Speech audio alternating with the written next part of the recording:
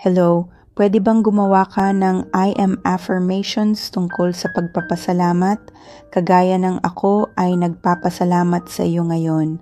Oo naman, pwedeng-pwede.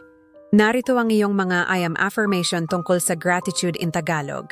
Ako ay bukas sa pagtanggap ng lahat ng biyaya sa aking buhay.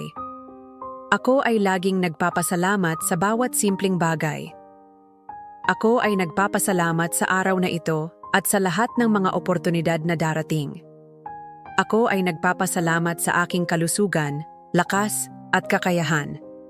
Ako ay nagpapasalamat sa aking pamilya at mga kaibigan.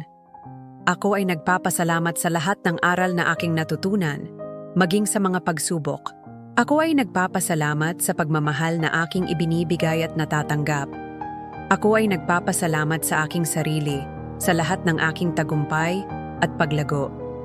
Ang pasasalamat ay nagdadala sa akin ng kapayapaan at kaligayahan. Ako ay nabubuhay ng may pusong puno ng pasasalamat. Salamat, salamat, salamat.